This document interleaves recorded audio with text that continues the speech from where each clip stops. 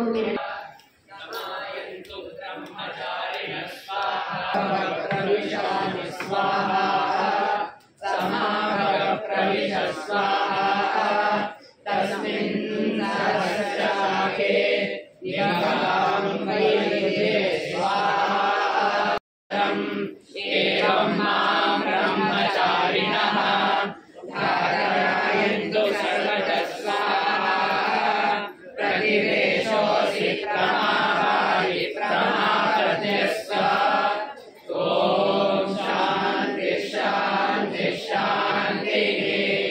ಮಕ್ಕಳನ್ನು ಆಶೀರ್ವದಿಸಬೇಕೆಂದು ಪ್ರಾರ್ಥಿಸುತ್ತೇನೆ.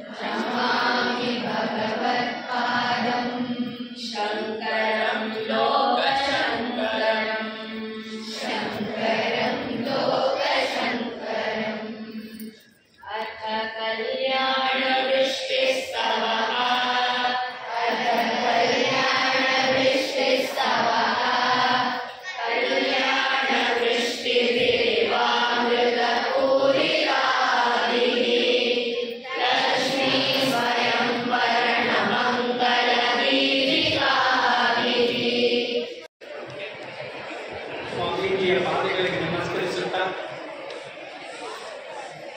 ಸ್ವಾಮೀಜಿಗಳಿಗೆ ಪ್ರಾರ್ಥನೆ ಮಾಡ್ತಾ ಇದ್ದೀನಿ. ಸ್ವಾಮೀಜಿಯ ಪಾದ ಸ್ಪರ್ಶದಿಂದ ನಮ್ಮ ಶಾಲೆ ಆಚಾರ್ಯ ಪಾಠ ಶಾಲೆ ಪಾವನವಾಗಿದೆ. ಸ್ವಾಮೀಜಿಯ ಆಶೀರ್ವಾದ ನಮಗೆಲ್ಲರಿಗೂ ಬೇಕು.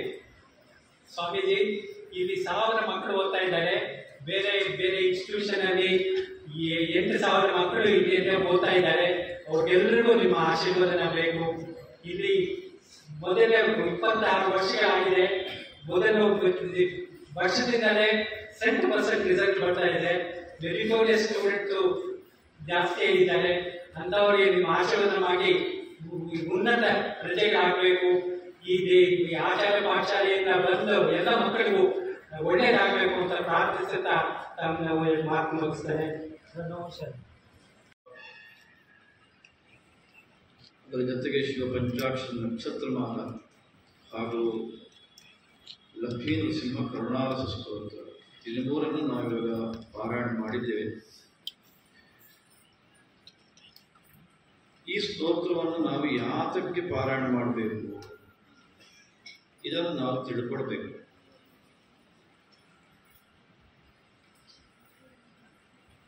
ಹೇಗೆ ನಾವು ತಿಳ್ಕೊಳ್ಳೋದು?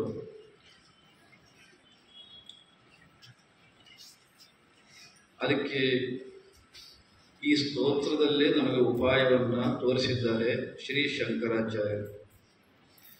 ನಾನೊಂದು 2 ಮಾತ್ರ ಉದಾಹರಣೆ ಕೊಡ್ತೇನೆ. ಅದಾದ ಮೇಲೆ ನೀವು ಮುಂದಿನ ದಿನಗಳಲ್ಲಿ ಅಧ್ಯಾಪಕರಿಂದ ಅದನ್ನು ತಿಳ್ಕೊಳ್ಬೇಕು ಅಥವಾ ಬಲ್ಲವರಿಂದ ಕೇಳಿ ತಿಳ್ಕೊಳ್ಬೇಕು. ಈಗ ನಾವು ಲಕ್ಷ್ಮೀ ನರಸಿಂಹ ಕರುಣಾರಸ ಸ್ತೋತ್ರ ಅಥವಾ ಕರಾವಲಂಬನ ಸ್ತೋತ್ರವನ್ನು ಹೇಳಿದರು. ಇದರ ಹಿನ್ನೆಲೆ ಏನಿದೆ ಅಂತ ನಾವು ನೋಡಿದರೆ ಆಗ ಸ್ತೋತ್ರ ಯಾಕೆ ಹೇಳಬೇಕು ಅನ್ನೋದು ನಮಗೆ ಗೊತ್ತಾಗುತ್ತೆ. ಪ್ರಹ್ಲಾದನ ಹೆಸರೆಲ್ಲ ನೀವು ಕೇಳಿದ್ದೀರಲ್ವಾ? ಪ್ರಹ್ಲಾದನ ಹೆಸರು ಕೇಳಿದ್ದೀರಾ? ಪ್ರಹ್ಲಾದ ಹಿರಣ್ಯಕಶಿಪುವಿನ ಮಗ. ಹಿರಣ್ಯಕಶಿಪು ಅತ್ಯಂತ ಕ್ರೂರಿಯಾದಂಥ ಒಬ್ಬ ರಾಕ್ಷಸ. ಅವನ ಒಂದು ಹಿಂಸೆ ಕ್ರೌರ್ಯ ಅದು ಎಷ್ಟು ಅಂತಂದರೆ ತನ್ನ ಮಗನನ್ನೇ ಘೋರ ಶಿಕ್ಷೆಗೆ ಒಳಪಡಿಸಿದ.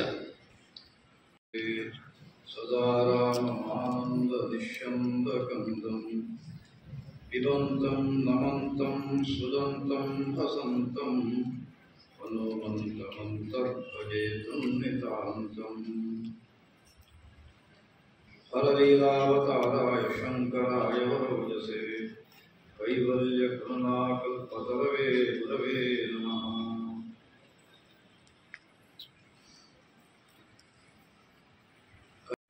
ಅದರ ಬದಲು ನಾರಾಯಣ ಅಂತ ಹೇಳಬಾರದು ಅಂತ. ತಪ್ಪು ಮಾಡಿದರೆ ಶಿಕ್ಷೆ ಕೊಡೋದೊಂದು ಬೇರೆ ವಿಷಯ. ನಾರಾಯಣ ಅಂತ ನೀನು ಹೇಳಬಾರದು, ಅದು ನನಗಿಷ್ಟವಿಲ್ಲ, ನನ್ನ ಶತ್ರು ಅವನು. ಆದರೆ ಪ್ರಹ್ಲಾದ ಕೇಳಲಿಲ್ಲ, ನಾರಾಯಣ ಅಂತ ಹೇಳ್ತಾನೆ ಬಂದ. ಕೊನೆಗೂ ಕೂಡ ಸಿಟ್ಟುಗೊಂಡಂತಹ ಹಿರಣ್ಯಕಶಿಪು ನಿನ್ನ ನಾರಾಯಣ ಎಲ್ಲಿದ್ದಾನೆ ತೋರಿಸು ಅಂತ ಕೇಳ್ತಾನೆ. ಆಗ ಪ್ರಹ್ಲಾದ ನಾರಾಯಣ ಎಲ್ಲೆಲ್ಲೂ ಇದ್ದಾನೆ ಅಂತ ಹೇಳ್ತಾನೆ. ಹಿರಣ್ಯಕಶಿಪು ಇಲ್ಲಿದ್ದಾನ ಇಲ್ಲಿದ್ದಾನ ಇಲ್ಲಿದ್ದಾನ ಅಂತೆಲ್ಲ ಕೇಳ್ತಾ ಕೇಳ್ತಾ ಬರ್ತಾನೆ. ಕೊನೆಗೆ ಅಲ್ಲೇ ಸಭಾಭವನದಲ್ಲಿದ್ದ ಒಂದು ಕಂಬ, ಆ ಕಂಬವನ್ನು ತೋರಿಸಿ ಇಲ್ಲಿದ್ದಾನ ನಾರಾಯಣ ಅಂತ ಕೇಳ್ತಾನೆ. ಆಗ ಪ್ರಹ್ಲಾದ ಹೌದು ಅಲ್ಲೂ ಇದ್ದಾನೆ ಅಂತ ಹೇಳ್ತಾರೆ. ಆಗ ತನ್ನ ಖಡ್ಗವನ್ನ ಎತ್ತಿ ಆ ಕಂಬಕ್ಕೆ ಏಟು ಕೊಡ್ತಾನೆ ಹಿರಣ್ಯಕಶಿಪು. ಆಗ ನೃಸಿಂಹನ ಅವತಾರ ಮಾಡ್ತಾನೆ ಪರಮಾತ್ಮ. ಅಂದ್ರೆ ತಲೆ ಕುತ್ತಿಗೆ ಮೇಲೆ ಸಿಂಹ, ಅದರ ಕೆಳಗೆ ಮನುಷ್ಯನ ಆಕೃತಿ, ಭಯಂಕರವಾದ ರೂಪ. ಆ ಹಿರಣ್ಯಕಶಿಪು ಕೂಡ ಈವರೆಗೂ ಅಂಥ ರೂಪ ನೋಡಲಿಲ್ಲ, ಇನ್ನು ಪ್ರಹ್ಲಾದ ನೋಡೋದಲ್ಲಿ ಬಂತು. ಅಂಥ ಭಯಂಕರ ರೂಪ. ಅಷ್ಟು ಮಾತ್ರ ಅಲ್ಲ, ಕೆಲವೇ ಕ್ಷಣಗಳಲ್ಲಿ ಆ ಹಿರಣ್ಯಕಶಿಪುವಿನ ಹೃದಯವನ್ನು ಬಗೆದು ಹೊಟ್ಟೆಯನ್ನು ಸೀಳಿ ಅವನ ಕರಳು ಅದನ್ನೆಲ್ಲ ಹಾರವಾಗಿ ಹಾಕ್ಕೊಂಡ, ಆ ರಕ್ತವನ್ನೆಲ್ಲ ಕುಡಿದ. ತನ್ನ ತೊಡೆಯ ಮೇಲೆ ಅವನನ್ನು ಇಟ್ಟು ಹಿರಣ್ಯಕಶಿಪುವನ್ನ ನರಸಿಂಹ ಅವನನ್ನು ಸಂಹಾರ ಮಾಡಿದ. ಮತ್ತು ಎಲ್ಲ ದೇವತೆಗಳು ಕೂಡ ಸೇರಿದ್ದರು ಇದನ್ನು ನೋಡೋದಕ್ಕೆ, ಈ ದೃಶ್ಯವನ್ನು ನೋಡೋದಕ್ಕೆ. ಆ ಲಕ್ಷ್ಮೀ ನರಸಿಂಹನ ಒಂದು ಉಗ್ರಾವತಾರವನ್ನು ನೋಡಿ ಆ ಕರಳು ಬಗೆದಿದ್ದು, ಕೈಯ ಉಗುರುಗಳ ಮಧ್ಯೆ ಹಲ್ಲಿನಲ್ಲಿ ಅಲ್ಲಿ ಇಲ್ಲಿ ಎಲ್ಲ ಮಾಂಸದ ತುಂಡು ಸಿಕ್ಕೊಂಡಿದ್ದು, ಮೈಯೆಲ್ಲ ರಕ್ತ, ಕಣ್ಣು ವಿಪರೀತ ಕೆಂಪಾಗಿದೆ ಸಿಟ್ಟಿನಲ್ಲಿ. ಇದನ್ನು ನೋಡಿದ ದೇವತೆಗಳು ಬಹಳ ಆತಂಕಕ್ಕೆ ಒಳಗಾದರು. ಈ ಸಿಟ್ಟನ್ನು ಒಂದು ವೇಳೆ ನಾವೀಗ ಕಡಿಮೆ ಮಾಡದೇ ಹೋದರೆ ಈ ನರಸಿಂಹ 3 ಲೋಕವನ್ನೇ ಸುಟ್ಟು ಬಿಟ್ರೆ, ಹಿರಣ್ಯಕಶಿಪಂತೂ ಸತ್ತು ಹೋದ, ಈಗ ನಾವು ಕೂಡ ಸಾಯುವಂಥ ಪ್ರಸಂಗ ಬರುತ್ತೆ. ಅದಕ್ಕಾಗಿ ಹೇಗಾದರೂ ಮಾಡಿ ನರಸಿಂಹನ ಸಿಟ್ಟನ್ನು ಕಡಿಮೆ ಮಾಡಬೇಕು ಅಂತ ಹೇಳಿ ಬಹಳ ಯೋಚನೆ ಮಾಡಿದರು. ಆದರೆ ಯಾರಿಗೂ ಧೈರ್ಯವೇ ಸಾಕಾಗಲಿಲ್ಲ, ಎಲ್ಲ ಭಯಪಟ್ಟಿದ್ದಾರೆ. ನರಸಿಂಹನ ಹತ್ರಕ್ಕೆ ಹೋಗೋದಕ್ಕೂ ಭಯ, ಅವನನ್ನು ನೋಡೋದಕ್ಕೂ ಭಯ. ಈ ಎಲ್ಲ ದೇವತೆಗಳ ಪೈಕಿ ಬ್ರಹ್ಮ, ನೀವೆಲ್ಲ ಕೇಳಿರ್ತೀರ ಈ ಬ್ರಹ್ಮನ ಹೆಸರು. ಅವ ಏನು ಮಾಡಿದ, ಆ ಕಡೆ ಈ ಕಡೆ ನೋಡಿದ, ಪಕ್ಕದಲ್ಲಿ ಲಕ್ಷ್ಮಿ ನಿಂತಿದ್ಳು, ಮಹಾವಿಷ್ಣುವಿನ ಪತ್ನಿ. ಆ ನರಸಿಂಹನ ಹತ್ರಕ್ಕೆ ಈಗ ಲಕ್ಷ್ಮಿಯನ್ನು ಕಳಿಸಿದರೆ ಆಗ ಸ್ವಲ್ಪ ನರಸಿಂಹ ಸಿಟ್ಟನ್ನು ಕಡಿಮೆ ಮಾಡಬಹುದು ಅಂತ ತಿಳ್ಕೊಂಡು ಆ ಲಕ್ಷ್ಮಿ ಹತ್ರಕ್ಕೆ ಹೋದರೆ, ಲಕ್ಷ್ಮಿ ನರಸಿಂಹನನ್ನು ನೋಡೋದಕ್ಕೆ ಇಷ್ಟಪಡಲಿಲ್ಲ, ವಿರುದ್ಧ ದಿಕ್ಕಿನಲ್ಲಿ ನೋಡ್ಲಿಕ್ಕೆ ಶುರು ಮಾಡಿದರು. ಯಾಕೆ ಅಂದರೆ ನನಗೂ ನೋಡೋದಕ್ಕೆ ಭಯ ಅಂದ್ಬಿಟ್ಲು ಲಕ್ಷ್ಮಿ. ವಾಸ್ತವಿಕವಾಗಿಯೂ ನರಸಿಂಹ ಲಕ್ಷ್ಮಿಯ ಗಂಡ, ಆದರೆ ಇಂಥ ಭಯಂಕರವಾದ ರೂಪವನ್ನ ಮತ್ತು ಆ ಕೃತ್ಯ, ಅಲ್ಲಿ ಮಾಡಿದ್ದ ಬಗದ ರೀತಿ, ಹೊಟ್ಟೆಯನ್ನು ಬಗೆದು ಕರಳನ್ನ ಹೊರಕ್ಕೆ ತೆಗೆದು ಹಾರ ಹಾಕಿಕೊಂಡಿದ್ದನ್ನು ನೋಡಿದ ಲಕ್ಷ್ಮಿಯು ಕೂಡ ಭಯಪಟ್ಟಿದ್ದಾಳೆ, ಹೋಗುವುದಕ್ಕೆ ಸಿದ್ಧಳಿಲ್ಲ. ಆಗ ಬ್ರಹ್ಮ ಬಹಳ ಚಿಂತೆಗಳಾದ. ನಾವು ಯಾರು ಸಿದ್ಧರಿಲ್ಲ, ಲಕ್ಷ್ಮಿಯೂ ಸಿದ್ಧಳಿಲ್ಲ, ಇನ್ನೀಗೇನು ಮಾಡೋದು ಅಂತ ಆ ಕಡೆ ಈ ಕಡೆ ನೋಡ್ತಿದ್ರೆ ದೂರದಲ್ಲಿ 5 ವರ್ಷದ ಈ ಪ್ರಹ್ಲಾದ ಬಾಲಕ ಕೈ ಮುಗಿದು ಮುಗುಳ್ನಂತ ನಿಂತಿದ್ದಾನೆ. ಲಕ್ಷ್ಮೀ ನರಸಿಂಹನನ್ನು ನೋಡ್ತಾನೆ. ಉಳಿದವರೆಲ್ಲ ನೋಡೋದಕ್ಕಾಗದೆ ತಲೆ ತಿರುಗಿಸಿದ್ದಾರೆ, ಕುತ್ತಿಗೆ ತಿರುಗಿಸಿದ್ದಾರೆ, ಲಕ್ಷ್ಮಿಯೂ ಸೇರಿದಂತೆ. ಆದರೆ ಪ್ರಹ್ಲಾದ ಮಾತ್ರ, ಅದು ಚಿಕ್ಕ 5 ವರ್ಷದ ಬಾಲಕ, ಆ ನರಸಿಂಹನ ಒಂದು ಕಡೆಗೆ ನೋಡ್ತಾ ನಗ್ತಾ ನಮಸ್ಕಾರ ಮಾಡಿ ನಿಂತಿದ್ದಾನೆ.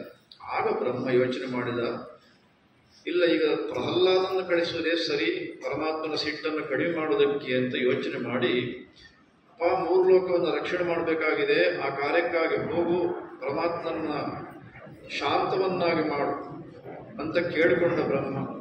ಆಗ ಪ್ರಹ್ಲಾದ ನರಸಿಂಹನ ಹತ್ರಕ್ಕೆ ಬರ್ತಾನೆ. ನರಸಿಂಹನ ಹತ್ರಕ್ಕೆ ಬಂದು ಅವ ವಿಶೇಷವಾಗಿ ಪರಮಾತ್ಮನನ್ನ ಶ್ರೀ ಭಗವಾನುವಾಚ